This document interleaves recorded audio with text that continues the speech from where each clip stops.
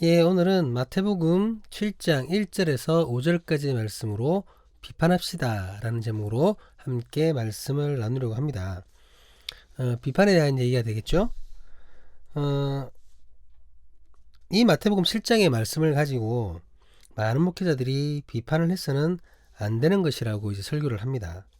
그러면서 교회나 목회자에 대해서 비판하는 것을 성경적으로 매우 죄악된 행동인 것처럼 이제 말씀을 전합니다.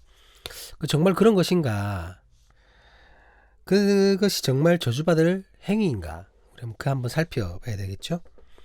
근데 참 재미난 것은 남을 비판하는 것 자체가 몹시 나쁜 행동이라고 설교하는 그분들이 모든 분들이 그런 건 아니지만 많은 분들이 누구보다도 상대를 향한 비판들을 많이 한다는 사실입니다. 설교 시간에 복음을 전하는 생각은 하지 않고 자신의 정치 성향과 다른 정치인 욕하다가 많은 시간을 허비하는 경우가 있습니다. 자기 말 안 듣는 성도를 야단치듯이 비난합니다. 설교 시간에 막 성도들 야단을 쳐요. 물론 이제 잘못을 바꿔주는 건 맞지만 이제 그게 아니라 자기 말 안 들었다고 막 야단을 친다는 거죠. 다른 교회 목회자 욕하고 타 종교 욕하고 타 교단 욕하고 앞뒤가 안 맞는 것이죠. 비판하지 말라면서. 남들이 하는 비판은 그저 욕이고 자신이 하는 비판은 진리의 말씀입니까? 예, 웃기는 소리입니다. 자, 그렇다면 이렇게 앞뒤가 안 맞는데요. 정말로 남을 비판하면 안 되는 것인가? 예, 이 부분을 생각해 보아야 합니다. 먼저 본문 1절 말씀을 같이 한번 보시도록 하겠습니다. 비판을 받지 아니하려거든 비판하지 말라. 1절에 보면 비판을 받지 아니하려거든 비판하지 말라고 합니다. 그러니까 자기도 비판받기 싫으면 비판하지 말라는 얘기죠. 무작정 비판하지 말라는 말이 아니라 방금 말씀하신 대로 너 자신이 비판받지 않으려면 그러면 너도 비판하지 말아라. 지금 얘기를 하고 있는 것이죠. 잠깐 오늘날 얘기를 하면 현대와 같이 SNS가 활발한 시대에는 소셜 네트워크 시스템이잖아요. 이런 시대에는 누구라도 내 의견을 비판하는 것에 대한 내성을 지녀야 할 필요가 있는 것 같습니다. 무슨 말이냐면 세상에는 수없이 다양한 주장들이 존재하고 나와 다른 생각을 가진 사람들이 너무나 많습니다. 그렇잖아요. 그리고 그것들은 SNS를 통해서 바로바로 드러나고 표출됩니다. 나와 다른 의견들이 금방금방 바로바로 나온다는 거죠. 내가 글 하나 올렸는데 나는 아닌데 하고 바로 막 댓글 날리고 이런 경우가 있습니다. 어떤 때는 자신과 다른 생각을 가진 사람을 향해서 내가 공격하기도 하고 상대방이 나한테 공격을 해오고 난 또 그 공격에 방어를 하기도 하고 어떤 댓글을 달면 나는 그렇지 않다라고 또 다른 댓글을 달고 현대에서는 자연스러운 현상처럼 보입니다. 모든 사람이 내 말에 동조할 수 없고 나 또한 타인의 의견에 무작정 따르지 않습니다. 그렇다 보니 인터넷상에서 비판도 생기고 또 그것이 심하면 비난과 욕설이 난무하기도 하죠. 물론 이제 여러분 비판과 비난은 다른 거죠. 비난과 욕설은 여러분 어떤 경우도 해서는 안 됩니다. 해서는 안 되지만 비판하고는 다르다는 것 일단 전제 두고 계속 얘기를 하겠습니다. 자, 그런데 누군가가 페이스북이나 트윗을 통해 아니면 인스타그램을 통해서 남의 의견이나 생각, 행위에 대해서 비판을 했다고 합시다. 그랬다고 합시다. 근데 그런 남의 의견을 비판했던 남이 자신을 비판하는 것은 싫어하고 자신에게 악성 댓글을 달았다고 고소하고 한다면 그것이 정당한 모습입니까? 물론 비난하고 없는 사실을 거짓말하고 이러면은 문제가 되게 다른 문제인데 단지 그게 아니라 다른 의견에 대해서 당신의 생각은 틀렸습니다 이랬는데 그걸 갖다가 나 싫어하면서 왜 내 글에 네가 댓글을 달라고 고소해버렸다? 말이 안 되는 거죠.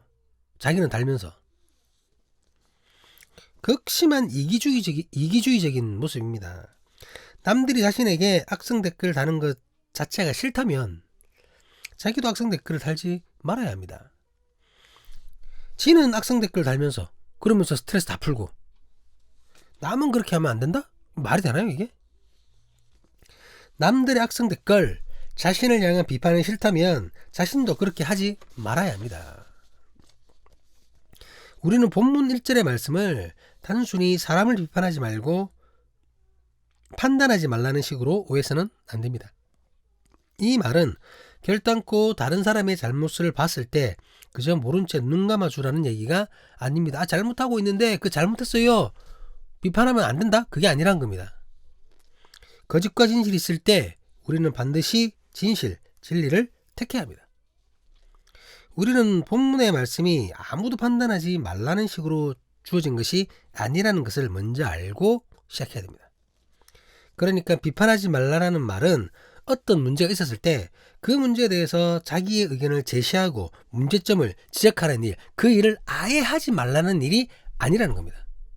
이해가 되시죠? 비판에 있어서 진짜 문제가 되는 것은 비판하는 자의 교만입니다. 비판을 할 때 대부분의 사람은 자기 스스로를 의롭다고 생각을 하죠. 무조건 뭐 그렇다고는 할 수 없지만 은연중에 자기 의를 나타내고 자기의 우월감을 나타내는 것이 마음속에 깔려 있다는 겁니다. 무슨 말이냐면 쉽게 말해서 그래도 나는 너보다 나은 존재라는 거예요. 내가 지금 비판하고 있는 너는 비판받아 마땅하지만 비판하는 나는 너보다는 낫다 이겁니다. 이게 무슨 마음이죠? 이런 마음을 주님은 교만이라고 얘기하셨습니다. 우리는 이런 교만을 경계하고 조심해야 합니다. 실제로 산상수훈으로 분류되는 그 오늘의 본문의 말씀은 당시에 수많은 종교 지도자들, 스스로 거룩하다고 말하는 그 바리새인들, 자신은 하나님과 아무런 상관이 없으면서 하나님께로 갈 방법을 모르면서 마치 백성들을 하나님께로 인도하고 있다고 착각하고 있는 그런 랍비들을 빗대어서 주시는 교훈이었습니다. 그러니까 엉터리 지도자들이죠. 엉터리 지도자들을 향해서 하셨던 말씀이라는 겁니다. 그들에게 하나님의 자리에 서서 교만하게 남을 정죄하는 역할을 하지 말라는 것입니다. 정죄는 하나님이 하는 역할이므로 하나님께 맡겨야 합니다.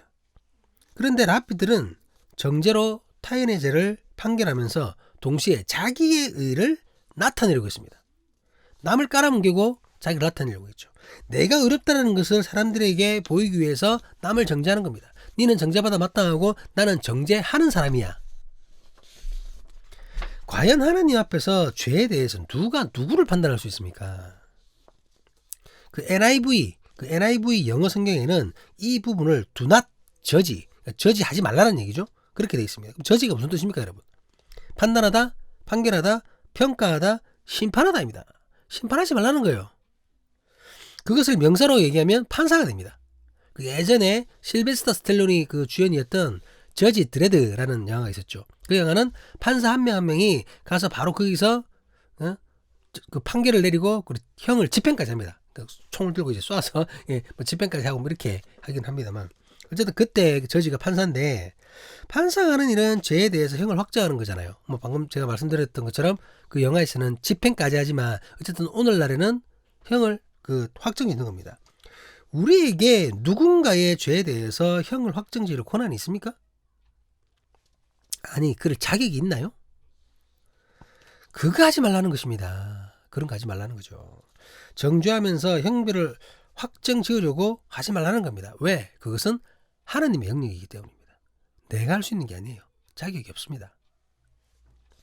그런데 만약에 인간의 교만, 이러한 교만이 배제된 상태라면, 그런 교만이 없는 상태라면 무작정 비평이 나쁜 것이라고 할 수는 없다라는 거죠.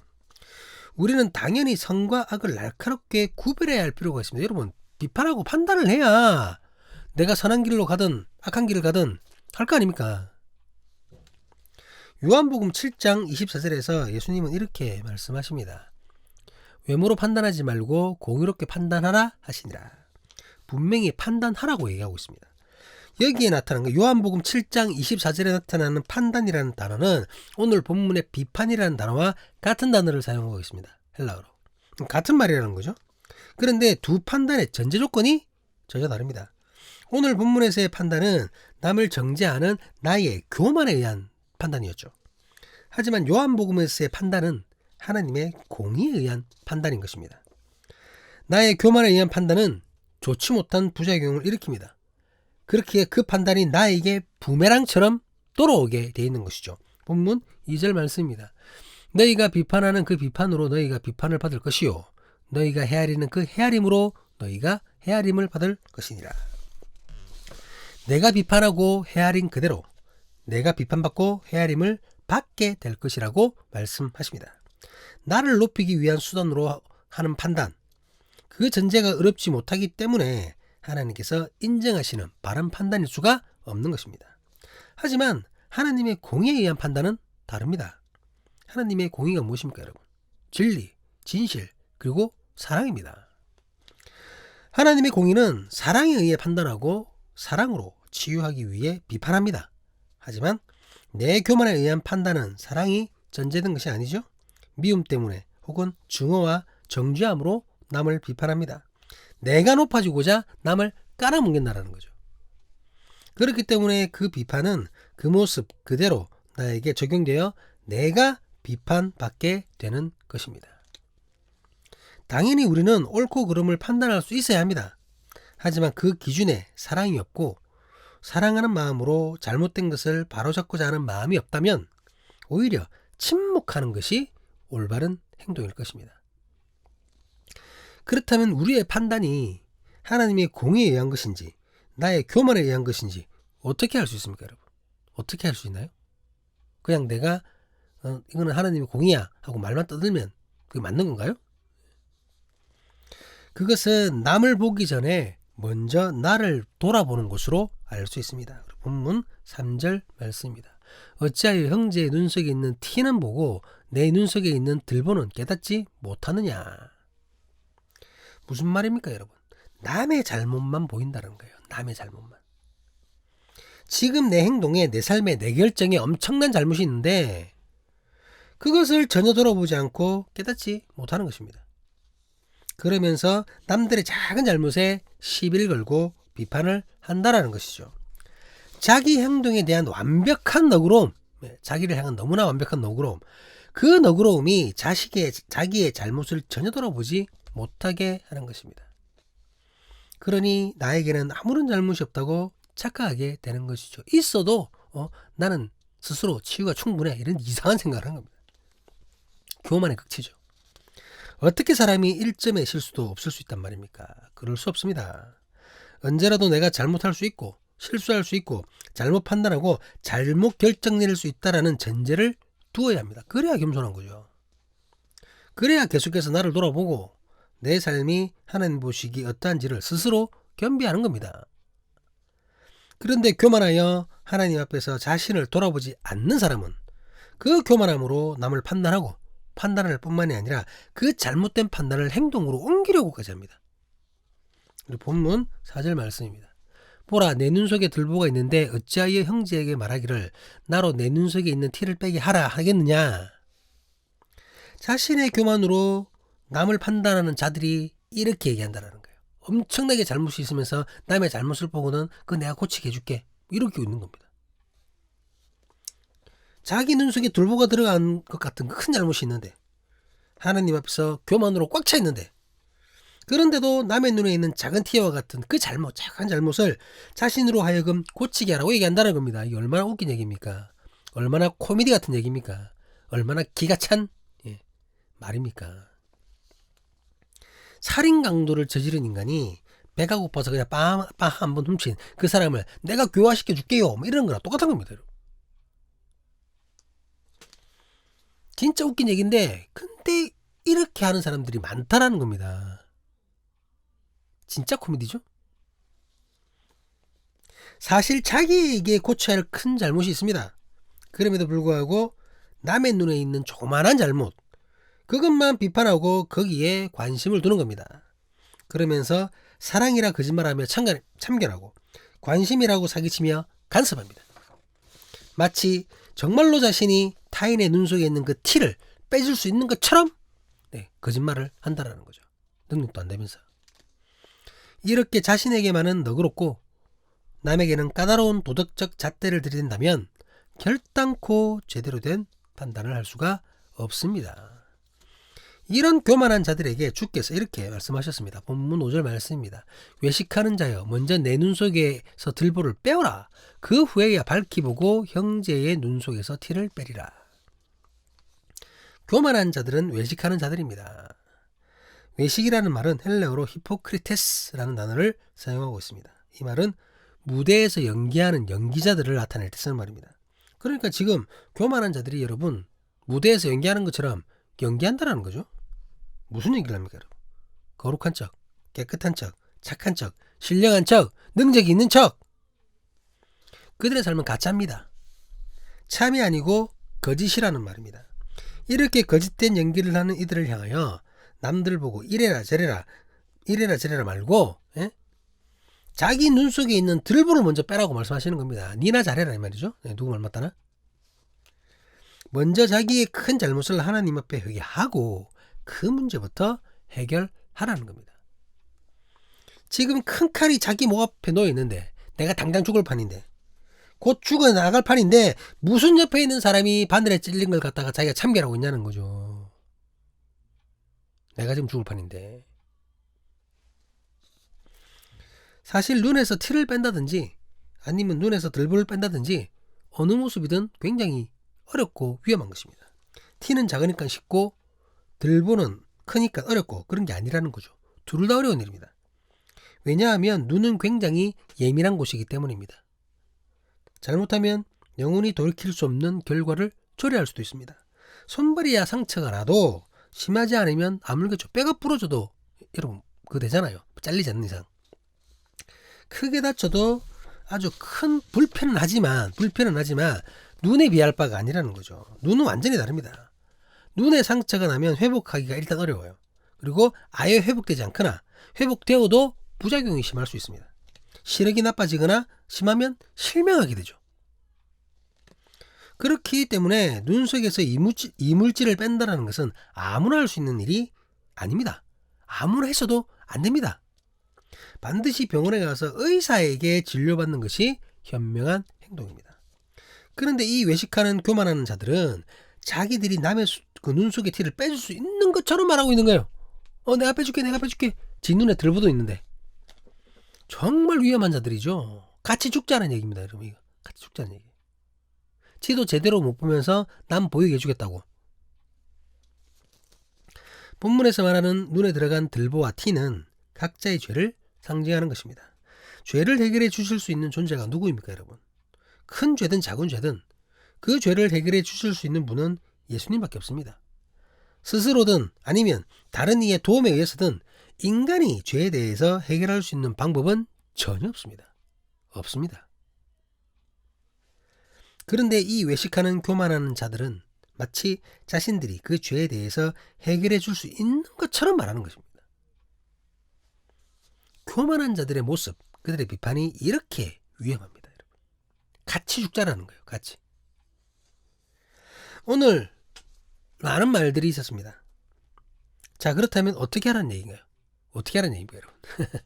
제가 벌써 제목에도 밝혔다시피 여러분 비판해도 됩니다. 아니 비판해야 합니다. 우리 함께 비판합시다. 무작정 행해지는 비난이 아니라 옳고 그름을 판단하는 비판은 하는 것이 맞습니다. 하지만 비판할 때 우리가 절대로 잊지 말아야 할 것이 있습니다. 첫 번째로 하나님의 공의로 비판해야 됩니다. 하나님의 공의는 진리이며 사랑입니다. 누군가를 향한 비판이 그의 잘못을 들춰내는 것이 목적이어서는 안 됩니다. 주님의 사랑으로 그의 회복이 목적이어야 합니다. 두 번째로 내 눈에 들보를 먼저 보아야 합니다.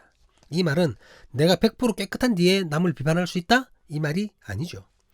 내가 100% 깨끗할 수 있다고 생각하는 것조차도 교만입니다. 100% 깨끗할 수가 없잖아요. 이것은 스스로 먼저 겸비해야 된다는 거죠. 계속해서 자기 성찰을 통해 하나님 앞에서 겸손함을 잃지 말아야 됩니다. 누구라도 실수할 수 있다는 거죠. 그런 마음을 품어야 상대의 실수도 너그러운 마음으로 보게 된다는 겁니다. 단지 비난하는 것이 아니라. 세 번째로 내가 상대방의 눈에 들어있는 티를 꺼내려고 해서는 안 됩니다. 내가 할 수 있는 일도 아니고 해서도 안 됩니다. 티를 빼는 것은 오직 하나님의 영역입니다. 나의 역할은 잘못된 그의 행동을 잘못되었다고 알려주는 겁니다.